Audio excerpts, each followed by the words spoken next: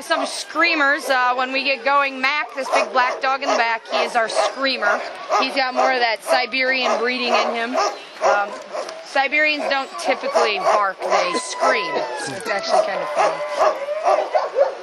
You can hear it coming from the other yards that are closer being ready to go. But the dog's more of our screaming or yodeling. But if you guys want to step right in this way, we have some photos. Gives you a little idea why our dogs don't dog. That's really how they got dogs into Alaska. A lot of them were stolen, some were bought very cheaply.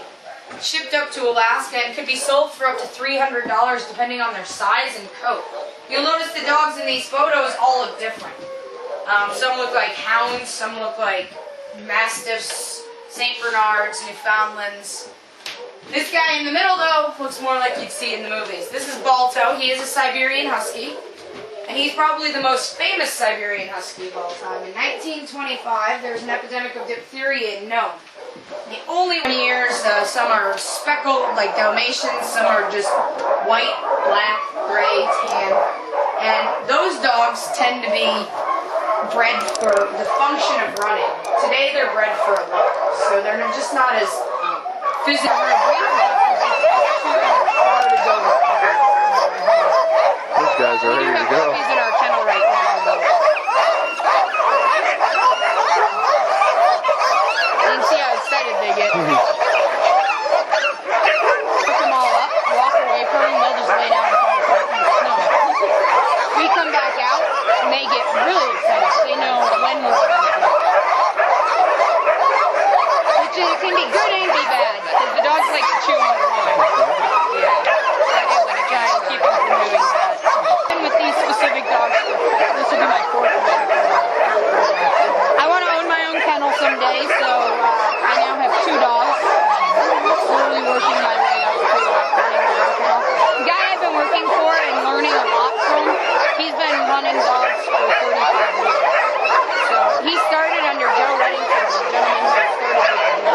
So it's kind of a really neat the history of dog sitting in general. The more current thing that came from it used to be pit supplies. That's what's neat about the Iditarod. It's more of an historical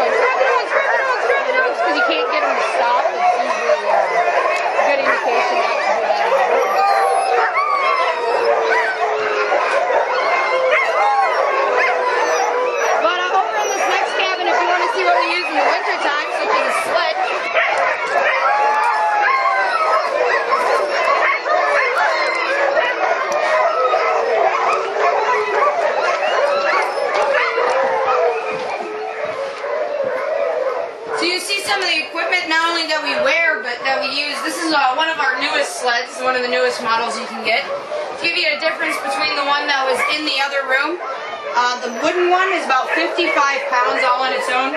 Today's racing sled is around 19. So as Matt was telling you, in the 1978, it was 14 days that they won the Iditarod in. Today it's under 10. So a lot of it is the equipment, the breeding, as well as just the feeding and veterinary care throughout the race. They don't carry all their food with them. They do pack it and send it ahead of time. And you'll see all these bags on the walls. A lot of them have just names on them, and they're just names of the checkpoints along the way. Because it took 23 mushers to go through the Iditarod, through the serum run, there's now 23 checkpoints in the Iditarod. and they end in the same town that they did. Little town of Nome. I'll give you an idea of how far away that is. Here's Anchorage and Nome. That's the distance from New York City to Miami. Wow. So that's what you run. Yep. And we go up over the mountain range, down around, up the Yukon River, out to the coast, and out and around to Nome. The reason they couldn't bring the serum just straight up, you'd think, oh, why not just put it on a boat? Yeah. This is the Bering Sea that's frozen all winter. The closest they could get from the Seattle.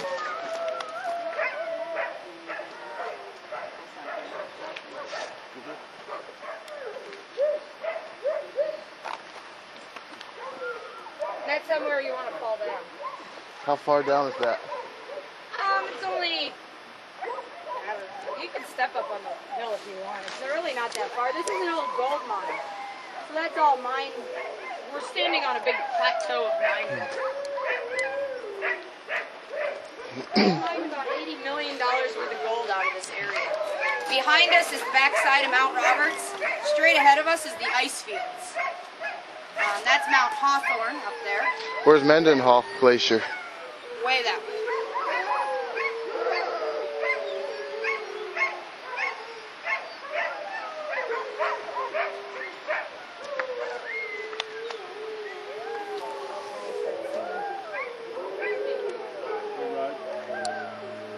Oh yeah. Conserving. Oh, just wait. I couldn't tell he was. Come here. Mr. Thomas!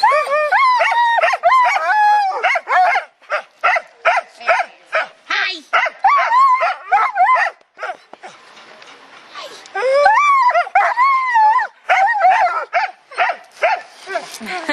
So high.